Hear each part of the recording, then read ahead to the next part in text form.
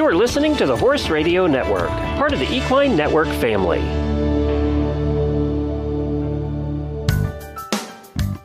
Hello, I'm Stephanie Ruff. And I'm Aviva Nebeski. We're the hosts of the Dressage Today podcast, where you can find us talking about anything and everything dressage related.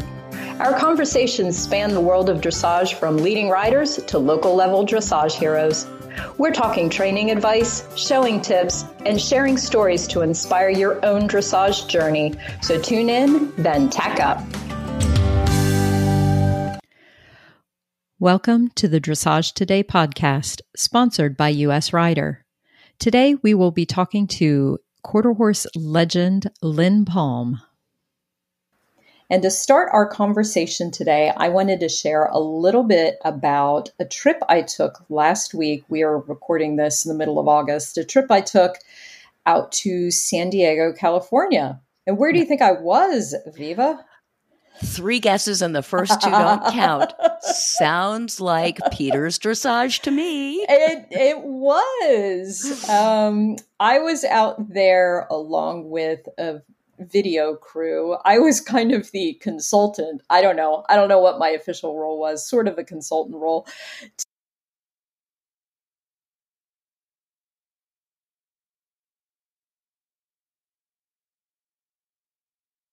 To part of my parent company, Equine Network, we have Horse Week every year, and we've talked about it previously on podcasts. And one of the features for this year's Horse Week is on Stefan and Mopsy, mostly. Oh, fun. And their relationship. But we also bring in the whole team, his wife, Shannon, Mopsy's groom, Eddie. So we spent 3 days out with interrupting their lives and filming, doing all kinds of filming and interviews and just sort of absorbing the lifestyle out there, which was, I have to say, absolutely amazing. I need to go on record that I don't think it's fair you get to do all the cool stuff. Okay? Well, you know. You get to do all the cool stuff. You get paid and you get to do the cool stuff. I do get to do some cool stuff. Absolutely. Because it was pretty amazing to just kind of be out there. And I have to say, now, for anyone who is perhaps new to the podcast, we interviewed Stefan on this podcast back in April. So if you haven't heard that conversation, please go back and listen to that. But one of the things about not just him, and this is what was just kind of amazing, not just him, but also Shannon and every single person at that barn, including there are other trainers there as well. This is not, the facility is not exclusively theirs. They are certainly there, but there are other professional dressage trainers there as well. Everyone there, those trainers, all the other grooms, the people who clean the stalls, the people who feed them, take care of the horses, everyone there was so kind, was so generous, was so accommodating, it was just such a positive and happy place. It's not surprising. When we interviewed him, I was so intimidated because, he's Stefan Peters, Right, I mean, sure. It doesn't get, we're talking about dressage royalty here and, I'm a nobody and he's royalty and I wanted to grovel. And he's just so approachable and human and thoughtful and kind. Yep. And I can see where he would create that environment around him as well. Right. Yeah. Obviously it starts at the top with Stefan and Shannon. Yeah. And, but it goes all the way through the entire facility. And it was such a welcoming place to be. And it was absolutely lovely to be there. And, we felt badly for interrupting everybody's life. I mean, we tried not to be as accommodating as possible, but we're there filming for 3 days. It's hard to you're pretty obtrusive, bit. Yeah, basically, yes. But everyone was just so fabulous and so kind, and it was a wonderful experience. You are absolutely right. I was very lucky to be able to go and to kind of be a fly on the wall in a lot of ways, just also to watch him ride his horses, and some very nice horses, Mopsy and some others. So, and it's, he was very open and honest in an extensive interview that we did with him. But I just, kind of wanted to share that it was a lot of fun. It was tough. We were there for sunrise shoots, and the sun comes up at 6 a.m. in San Diego right now. So, but that's okay. But they were working at 6 a.m. So they actually, Eddie starts at 5:45 with feeding the horses. And then Shannon's the first one riding at 7 a.m. So, they have a structured schedule that they, pretty much stick to as much as they can. But you know what? And this is like, Shannon makes breakfast for everybody every morning. She gets up at 4:30 in the morning to make breakfast for everyone. Wow. She makes muffins and stuff for everybody. She brought out blueberry muffins for us one morning. Nice people. Just very, very nice, kind, generous, down to earth, humble people. So if you were to tell really nice. our listeners and me, the one highlight, the one thing that will stick with you, what was it? Oh, that's a hard question, actually. I think some of it, you're always asking me hard questions. Some of it was just, I know, right. Yeah. Turnabout is fair play. I think part of it was how open he actually was in the interview that we did with him, and how he shared a lot of his insights and the struggles that he's gone through his career, and how he has kind of come out on, mostly on the other side of that in a much better place, because he was very open about all of that. So I think that was really interesting. And just, and the other thing's kind of fun, seeing that, he definitely has a relationship with Mopsy, and when they get done with their ride, they go up the hill and back towards the barn, and he takes when he dismounts, he takes the bridle off, and there's a four-wheeler with a bucket, a container full of treats. Mopsy walks over, opens the lid, eats his treats, bridleless. Then he kind of hangs out. Then they take him over. He drinks an entire bucket of water, and they just hang out for a while. Mopsy doesn't have his bridle on. And they just hang and just relax and visit. So that's nice. So that really kind of shows the kind of relationship that he has with that horse in particular, definitely. And so I think those are probably the two things that kind of stood out to me the most. Okay. So it should be good. I'm looking forward to it. And, I know. Maybe I'll ask more questions when we're off the air, but okay. Okay. All right. But now I have a question for you. Okay. Of course you do. Of course I do. Thank you for your really thought-invoking question. Yes, of course. So we have yet another Ask the Owl question. And today's question comes from Linda. And she said her horse sometimes tilts his head to the right, especially in leg yield. He's had his teeth checked, and there doesn't seem to be anything physically wrong with him. So she wants to know how that will affect her score in a test. Okay. It's an interesting question. It's a lot of that is a training question, and I'm not going to give training advice because I'm assuming that Linda has a trainer. And I'm not, that's not who I am. I'm an L grad. So if I see a horse in my ring with a head tilt, what that tells me is that there is a connection issue. Generally it is a hind end to the bridle issue, which, that's connection. And it usually means that because of course it's always the rider's fault, right?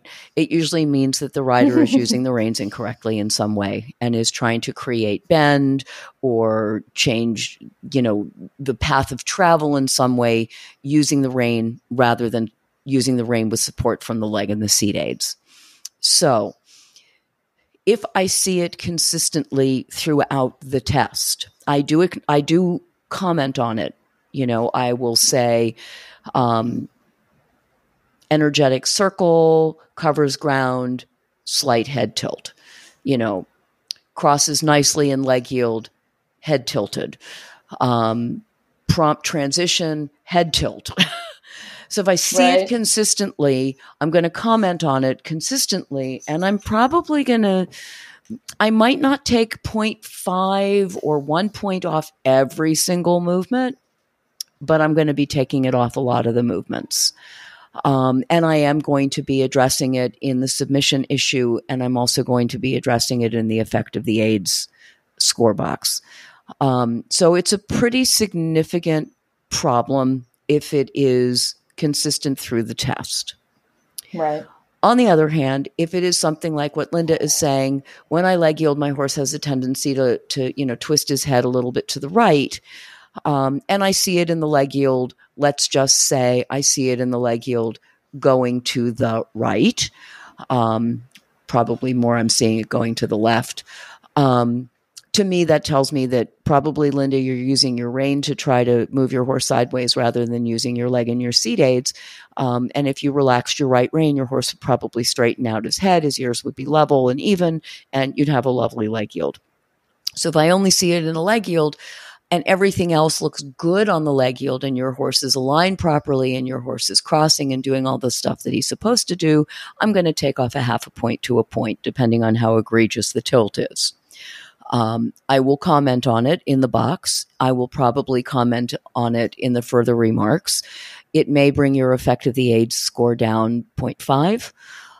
But if that's the only time I see it, I'm going to make the assumption as the person sitting at C that you don't truly understand the aids for the leg yield.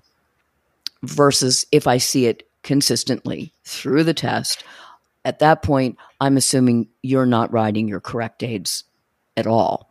So, everything is a matter of degree. It's a great question because it really is a training issue. And, a dressage test is about judging your training and how correct your training is. And I judged yesterday, and the thing that I saw the most and that I commented upon the most after accuracy, which, as everybody knows, is my pet thing, was the issue of connection and too many riders trying to muscle their horses into a frame using the reins rather than allowing the rein to go forward and asking the horse to step into the bridle from the hind legs. So a head tilt comes from hand and incorrect use of the reins. And so, of course, it is always going to be something that we comment on in the test. So hopefully that answers the question. Very good. And you guys aren't seeing me doing all of these hand gestures to explain what I'm talking about. It really takes away. Well, we appreciate your advice once again. And if anyone else has a question, a burning question that they have about showing or judging, please reach out to us and ask it, and we will get it on an upcoming podcast.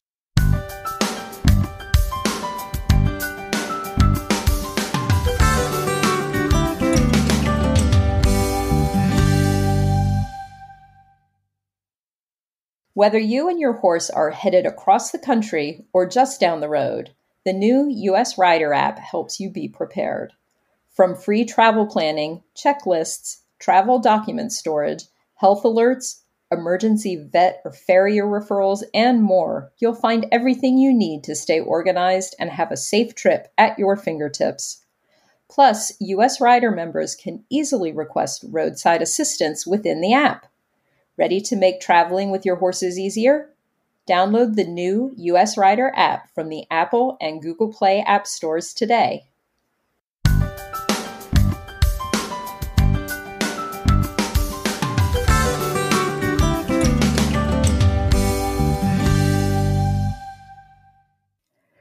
For more than 50 years, Lynn Palm has championed the partnership of horse and rider.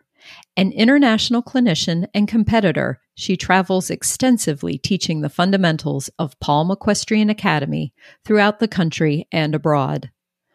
Palm is an American Quarter Horse Association judge and holds her USEFR Western Dressage judge's license. She continues to compete in both the USDF and the Western Dressage Association of America. Palm's competition record is second to none, having earned 4 AQHA Superhorse titles, over 30 AQHA World and Reserve Championships, several AQHA European Championships, more than a dozen WDAA World Championships, 15 USDF All-Breed Award champions, and most recently, the Dressage and Western Dressage Championships at the AQHA World Show. Lynn was a special guest performer at the 1996 Olympics and was named 2000 AQHA Female Equestrian of the Year by the Women's Sports Foundation. In 2003, she was the recipient of Equine Affaire's Exceptional Equestrian Educator Award, and she was titled Horsewoman of the Year in 2007 by the American Quarter Horse Association. In 2010, she presented at the World Equestrian Games as a clinician and entertainer and did the same at the 2017 FEI World Cup Finals in Omaha.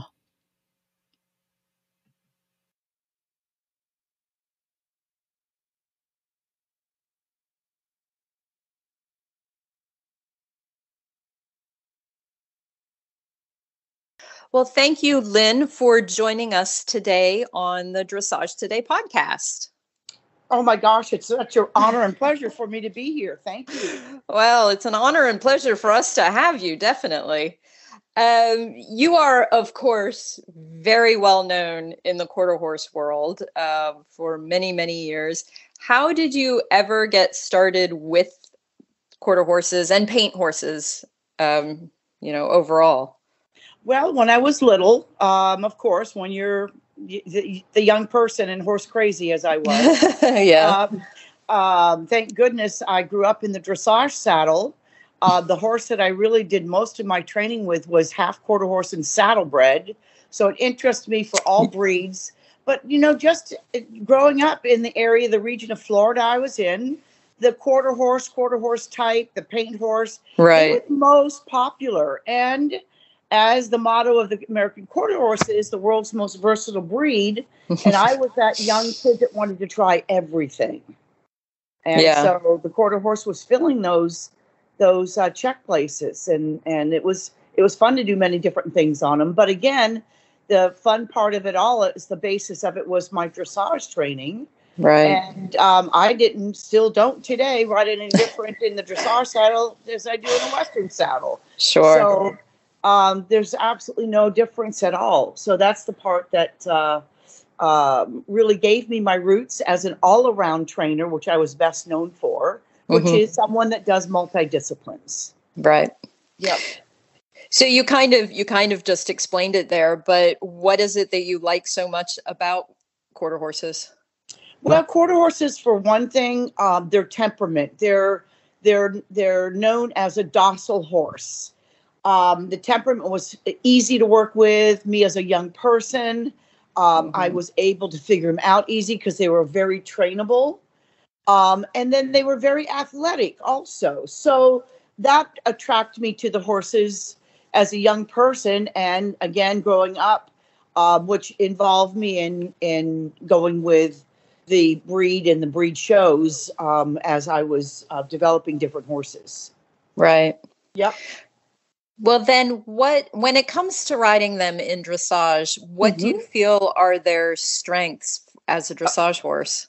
Absolutely amateur-friendly horse. Yeah. The amateur that wants a horse that's easy, hassle-free, And you want to do other things with them. You want to trail ride them. You want to visit with your friends and socialize.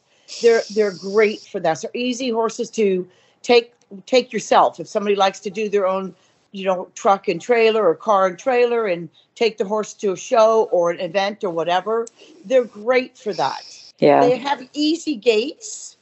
And my most favorite, and has always been since the 70s, is when the breed opened up to the thoroughbred, the registered thoroughbred into the breed. Yeah. And that there started the hunter style quarter horse, but also as tradition goes on, and even now, the last couple decades of me showing quarter horses in traditional dressage, they have been an easy horse to fit in because if you ride them with correctness and accuracy, today I think the development of dressage, the judges have gotten very well open-minded to look at all breeds of horses and judge them accordingly. Right. Yes, the warm blood will always be the breed of choice. It'll never change, and it shouldn't, because they're made for the discipline. Sure.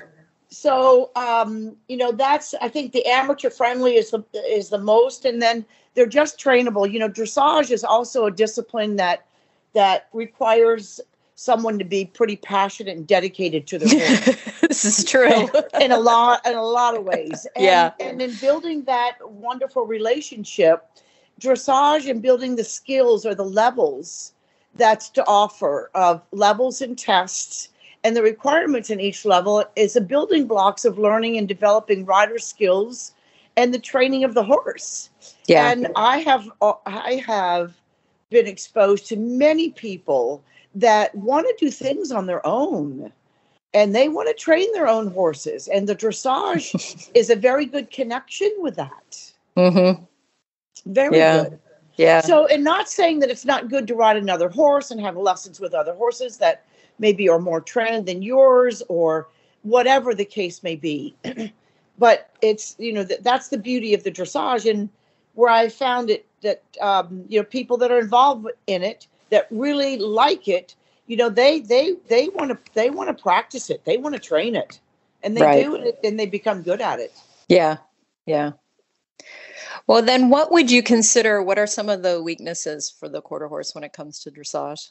Well, the two main things. One, again, if you have the thoroughbred, you have a better chance, but the horse doesn't think forward.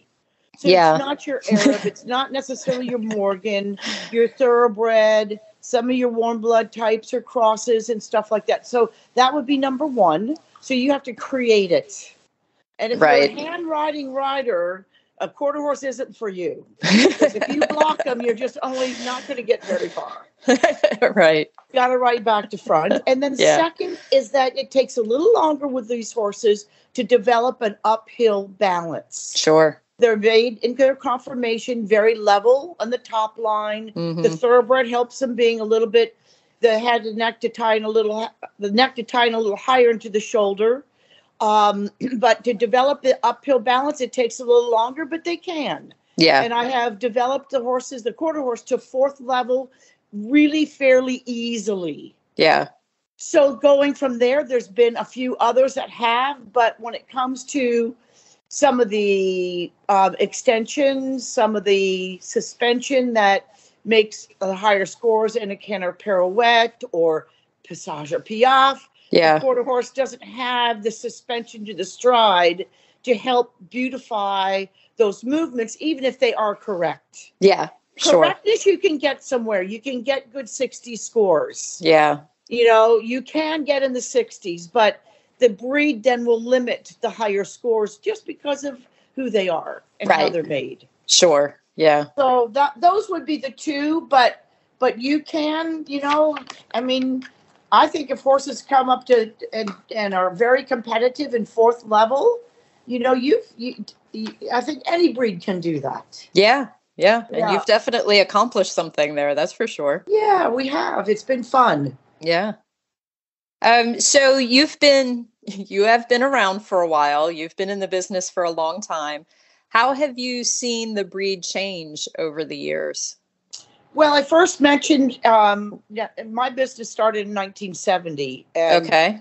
in the mid 70s, or to later mid 70s, when they adopted the registered thoroughbred to come into the breed. That was a big that's change. where exactly, and that's where my English background and loving the English style of riding and doing hunter jumper as a kid and so forth. This was a big change in the breed. Now, what I see a change is it's going a little bit more toward the Western horse again, as it originally started. And why I say that, first, are really top breeders. I know two that were clients of mine that only bred their thoroughbred mares with quarter horse crosses or a thoroughbred sire to a quarter horse cross. Are not doing it anymore. Well, I had some quarter horses that were 7/8 thoroughbred. And what's happening is they're breeding the ranch horse is getting so popular, which is great within the breed and the heritage of the ranch and those breeders. It's evolved to where they're on the top of the list, so to speak, than what's new in the breed. So what's changed is they're breeding more really stylish, all types of horses, the ranch horse or the cutting horse and the cow type horse. The ranch horse goes both ways, but then it interacts towards where it comes into the all around in the dressage. So that also is with the English horse, unfortunately. So now in the breed, thank goodness they have a working hunter under saddle, and their hunter under saddle is more like a Western horse and with English tack on. Gotcha. So that's what's really changed. And that horse will not do well in the dressage arena. Right. However, the one that does the hunters only and does the working hunter under saddle in the breed shows, or at least quarter horse, I don't know what the paint and the other stock horse breeds are doing, but those can definitely do traditional dressage. Yeah, sure. And so those are an uphill balance, period. Right. You know, uncovering ground and active gaits. Yeah, exactly. Yeah, because that's kind of the fundamentals. So there you go. For dressage anyway. So there you go. Yep. And tell us a little bit about some of your most memorable horses that you've had in your career. Because you've had a couple. I have to say I've been very spoiled, and not just some, but a lot. A lot. Exactly. Okay, so let's see. Can you narrow it down?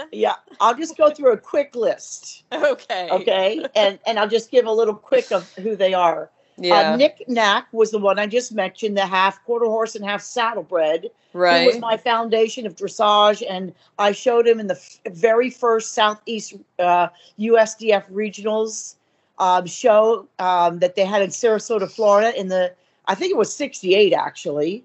Anyway, his name was Nick Knack. It was a beautiful chestnut with a flaxen mane and tail and 4 white socks. So he was fun. Yeah. My unregistered horse, Mocha Dell, that my mom and I bought when my dad was on a business trip, and she was a baby on a mare that it was at the fairgrounds, and we bought the baby and they brought it here, and it was weaned from the mom at the same time, and it jumped the fence, and there we go. Oh gosh. So we had no idea what we were doing. Yeah. Anyway, I did everything with her.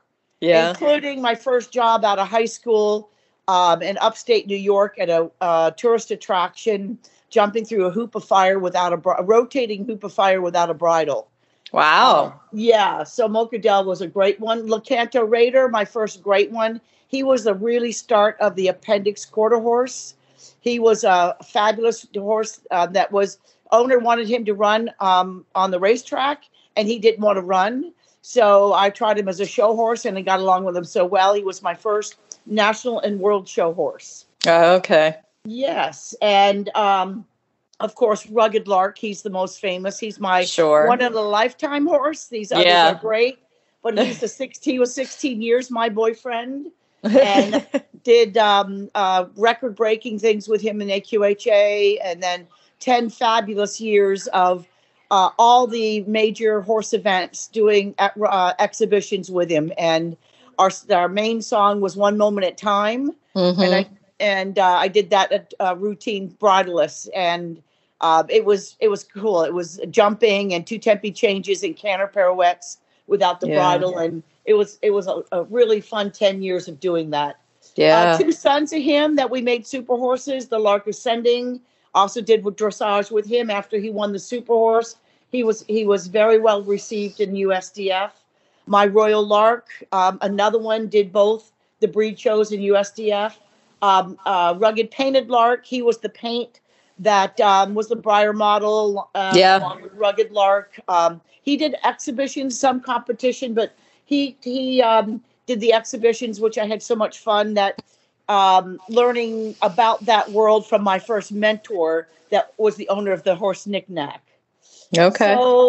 So from there, I'm just hoping for new challenges. I'm not training for the public anymore. However, I've got a beautiful new little quarter horse, a buckskin, beautiful colored for ranch and Western dressage.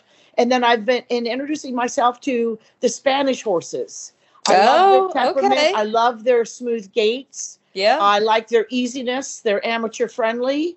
I want no hard horses to ride, and I would like to do the upper levels in FEI that I haven't had the opportunity. So those are my 2 bucket lists, and going to make that happen with new horses. Well, that's fantastic that you still have goals and things that you're striving for, even though you've accomplished so much in your career. Yeah. It kind of goes to that, true horse people, they never stop learning. They're always trying to learn more and get better and do more things. And that's one thing I learned from my mentor. Yeah. And every horse will teach you something. That's true. That is very true. And so, obviously you've had a lot of experience with quote unquote non-traditional breeds, and what advice, and let's face it, most of the people out there, most of the amateur riders out there are riding some type of horse that is not the 6-figure warm blood, because most of us so what kind of advice would you give to them for people riding what we call non-traditional horse in dressage? Sure. I have to say this with a big smile, because first of all, my advice is to show your horse off.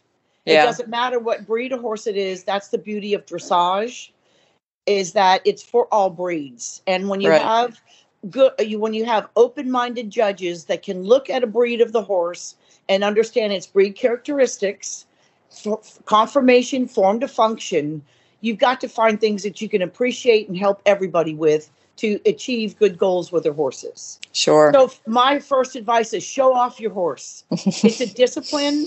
To do it well, you can't practice once in a while. You got to truly understand that it's a sport, and if you want to compete and do well, you got to give at least 3 days a week. 4 is really necessary. 5 and 6 is even better. Right. But the other, back to my smile on my face, Miss Jane Savoy, who is smiling down on us, that I had such great times and opportunity and learnings from. She was the most influential to tell me to ride always with correctness, of course, or accuracy. Yeah. For accuracy, you've got to ride with correctness. So correctness and accuracy go hand in hand. And that's how I was able to be competitive on the quarter horse. And each time I would get champion in a division, I'd walk away from that office and say, yes, non-traditional breed got champion this weekend. And it's riding with accuracy. And she taught me so much about what to do. And there you go. So that's the other, ride with accuracy. And my best tip from her is walk your test on foot in your dressage arena. And if you can do it at the show, that's even better. Before the show starts, the day before, the evening of, you ask the show secretary, can I walk in the arena on foot?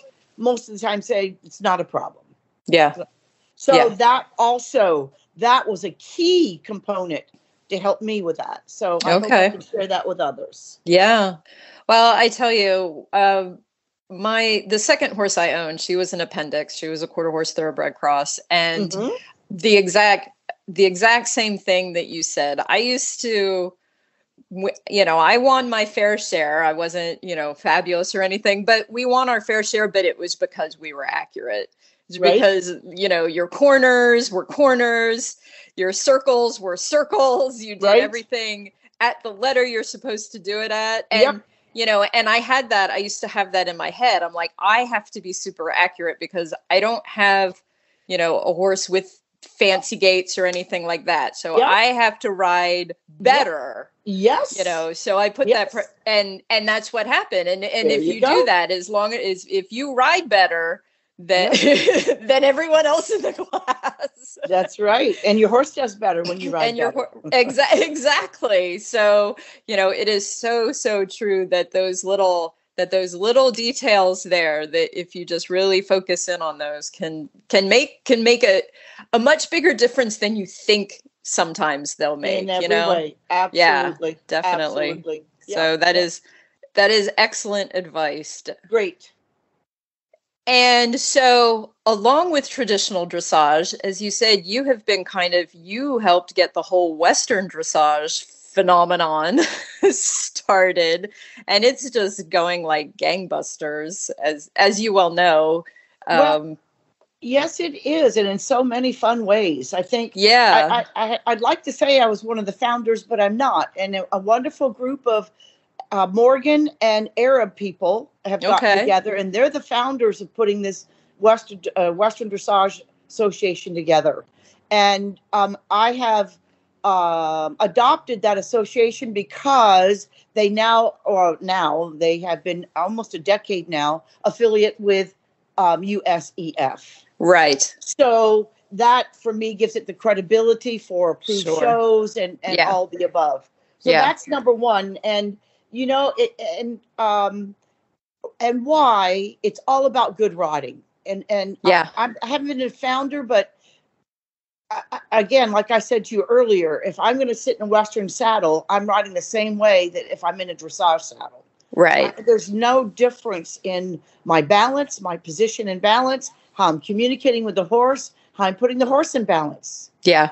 So there's no difference in those fundamentals. So, and there's such bad Western riding in the United States, I hate to say. Yeah. And it's gotten worse over the years, and it still hasn't gotten any better, except, and especially in reining, which is very popular in Europe. And we just did the first approved Western dressage competition in Europe, Marie Francis and I, and with our Winning Ways that we're doing, which is an education and competition event.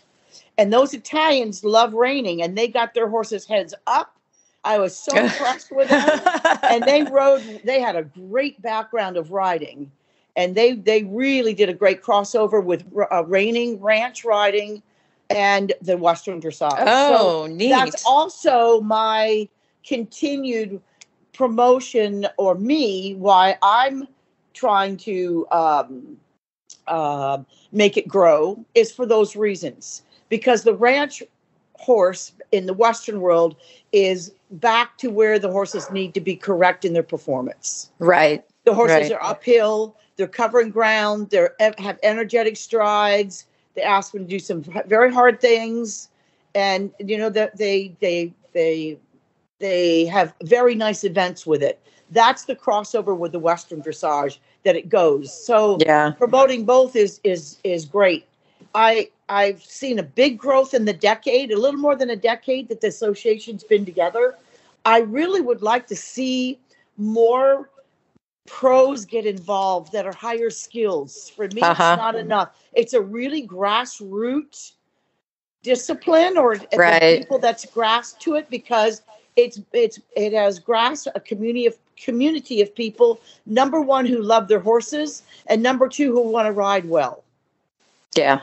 Yeah. So, it's taken a decade. It's growing. Our little Winning Ways that we started last year, we tried a couple of them and it went over well. We did 7 this year, 6 in the United States and 1 in Italy. Mm-hmm. And Ohio, Marie's telling me that it's amazing what the numbers we have for the competition. And we've had a waiting list for that one since we put it out there. Wow. So, okay. Yeah. So there's interest in different spots of the country, but it's fun because the people that are getting involved in it, they see there's other good reasons for it. Right. You know, I mean, look at the jumper riders today. Dressage between the jumps. That's Jane's last book.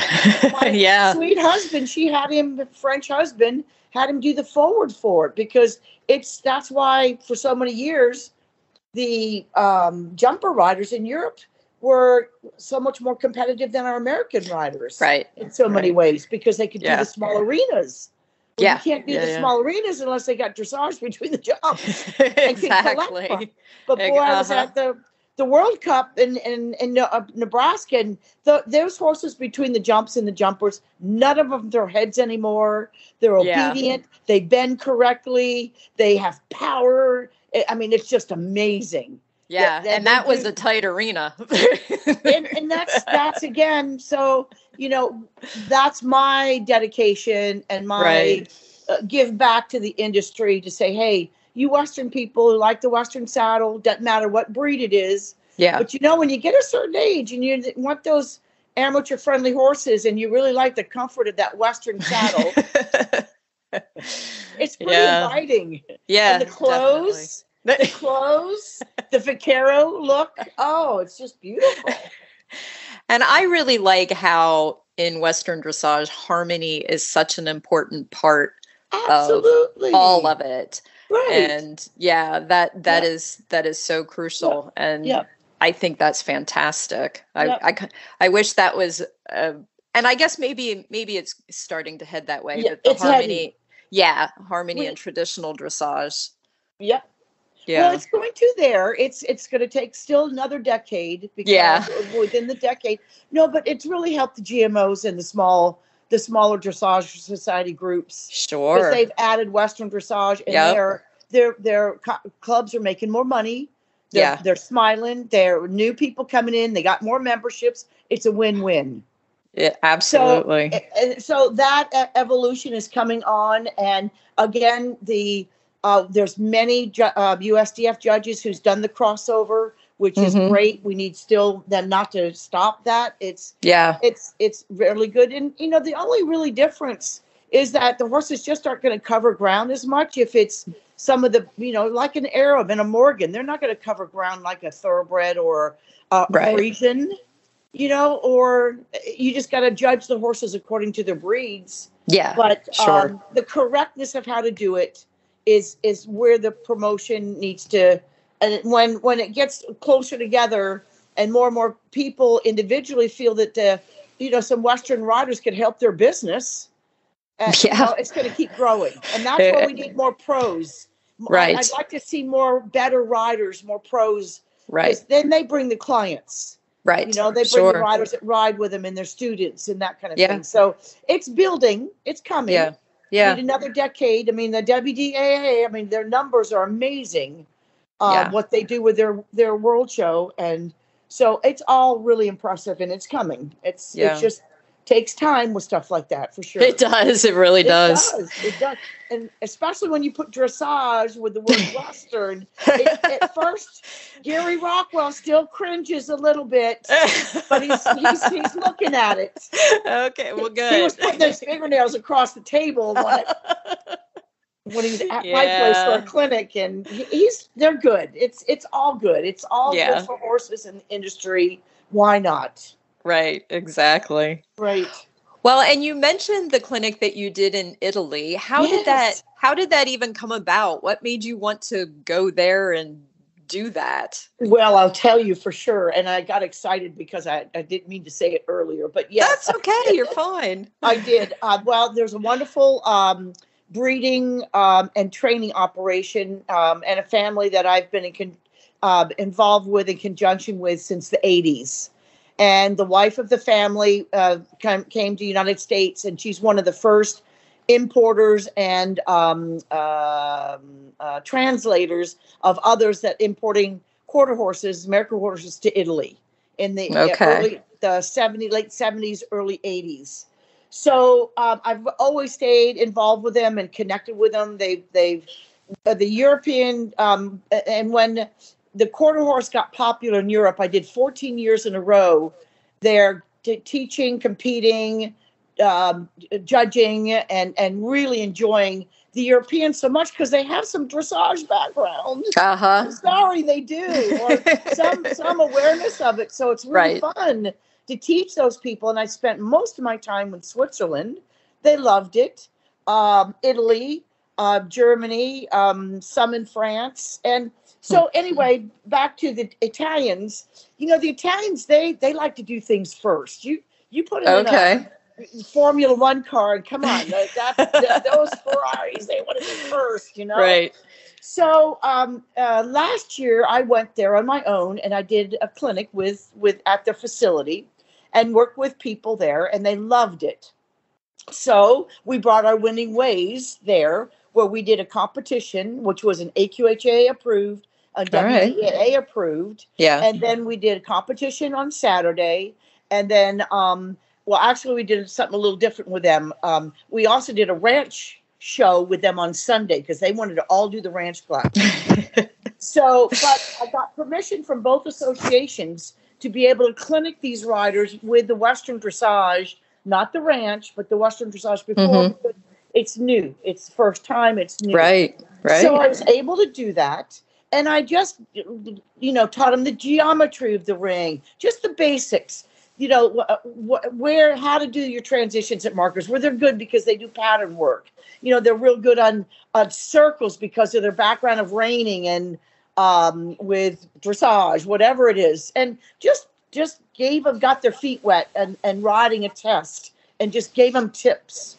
Right. And you know what happened is I judged these riders. And of course, for me as a judge, because I always had to earn my scores. I never got any papers. And you didn't earn a score with me. Yeah. But I gave my highest scores to these people because they had a good basis of riding. And they did a great job with their horses. Talk about riding correct straightness and bending correctly, keeping the same tempo in the gaits and they were doing really well. And even they had 3 youth riders. And the youth, again, like a lot, the youth they're struggling in all the equestrian world events. There's got to be, should be more of them. And anyway, they had 3. And one little girl, I have to tell you this, and she couldn't have been more than 16. And her horse was spooky at the one end of the ring where A was to come in the ring. And this horse was giving her a hard time. Now, this is a kid. And I rang the bell, and I'm waiting for my 45 seconds. She's ready to come in. So she's on the end going back and forth, and I'm looking at my clock for 45 seconds, and she was good. And then she was able to get her horse turning. It was to the right and came down the center line, halted, and she went through her test. And I guess the horse was confident enough to be in that little ring, and she got through her test. I was amazed the composure that this kid did. And that little horse took a big deep breath after she got started in a test, and she ended up doing a fantastic job. That's great. And I don't see that enough in America with young riders. Right. So anyway, just a good story, but yes, and they loved every minute of it. We did the clinic, we did the show with dressage, Western dressage, and then the ranch the next day, and they did a great ranch trail class. They had a lot of really cool obstacles. They did a ranch riding pattern that was very well done. Ranch rail, where you judge them like a pleasure class, but they got to expect trot and lope. And then, of course, the Italians, they wanted a confirmation class. So they all had grooms. And then the grooms had to come in the ring and strip the horses and groom the horses. Yeah. And then have a confirmation. And then they had an all-around ranch horse. And then with the big long tables and the lunch and everybody's pockets, bread. That's the best part. I know. So that's why we went. You asked me. Do you have plans to go back or to do? Yes, we are going to go back next year. We've already got dates in June, end of June, I think it is, or middle of June. I think we went July, but yes, we got dates already next year. We're going back. Great. Yeah. So I don't know. I might be able to I have to be really careful because, you can't clinic and then judge somebody. That's against the rules. But if it's new people, I think I could still do at least a day. Yeah. But, they got their They got their clinic in before a horse show. Now, clinic after a horse show, that's a different story. Right. But I was really proud of them all because they were so focused. They love competition. That Eye of the Tiger came out with a few of them. It was really cool. They were fun, and they dressed really well. Oh, they were all about it. It was really fun. That's really, great. Really fun. Yeah, that's great. Yeah. So we will be back. Good. Yeah. And the last question I have is one we've been asking all of our guests this year, so that we are putting together a book list. And so, what do you have a favorite book or horse book, fiction or nonfiction, that you would like to share with us? Well, I hope it's also education. The book that came first to my mind is Jane Savoy's book, That Winning Feeling. Yeah, that's a classic, isn't it? It's a classic. When I first met Jane, she was interviewing me for her training books, education books. And she asked me to do the forward on her book, which I was very honored about. And I read her book. I didn't know about it. And before I went to my national competition, and I went with a horse I just did his 3 best classes. And I never realized how much our minds, because I was always a positive, confident competitor, how much our mind plays in competition while you're competing, and how much you can be negative and doubt yourself. Yeah. After reading her book, I was thinking about it so much. I was taking every negative thought, because I was doing the working hunter, which was, I could do well in the working hunter, but it was one of my weakest class because sometimes I didn't see the distance all the time. Oh, sure. Yeah. So I was challenged a little more with that class. And I'll tell you what, after doing those 3 classes, that horse was the reserve open all-around horse. It was American Quarter Horse Congress. I don't know how many horses competed for it, but it did so well, and it contributed to that book. And it's the one I suggest most at clinics to people. Right. Yeah, definitely. The second, anything that I can get my hands on from Carl Hester. Sorry. I saw his master class in Ocala, Florida. And I absolutely, he amazed me how he helped all the horses at every level by improving the riders. Yeah. Absolutely. Especially their hands. Yeah. It was fabulous. It was amazing. I've never attended a clinic, nor have I think I've done it myself, where you truly take each rider at every level and you truly can make a difference for them and those horses. It was beautiful. Right. You had your mouth open. I was like, yes, and yes. Because you could see it in the horses. Sure. And when he fixed the hands, they had freedom in front. They could do what their riders wanted them to do. Yeah, absolutely. So, but Jane's book, That Winning Feeling, if that's one that you can take, that would be my number one. Okay. And you have a book coming out as well, don't you? I do. I didn't mention that, that Mr. Rugged Painted Lark and I are on the cover. Yeah. We got to perform, do an exhibition and clinic at the FEI World Cup in Omaha 4 years ago. Right. And that picture was taken there. It was a wonderful experience. The first time a Western saddle in the FEI arena. They only had dressage and jumping. Right. Anyway, it was a true honor. And it's making your own super horse. It's for people, like I mentioned, that truly they want to hear a little bit of bio about myself and what I've learned from my different mentors and horses. And then sharing special exercises, training exercises for different reasons with the horses. May it be more manners on the ground. May it be for downward transitions. I don't know. Right. It's something that is always a challenge for everybody in ways that there's some fun training things in there. So a way for, and again, following the principles of dressage. Right. It's a little bit of a bio about my career, and then some education in it as well to keep supporting people that want to do things with their horses on their own, and also always have a guidance on the ground, as in any sport. Right. Yeah. And if people want to find out more about your book or your other programs, where can they get more information?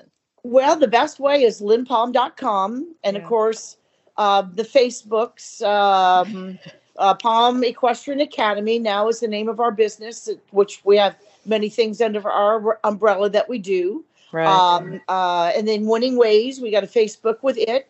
If anybody's interested in those competitions and clinics that we're doing. Mm-hmm. We got 2 left, Ohio and Texas coming up.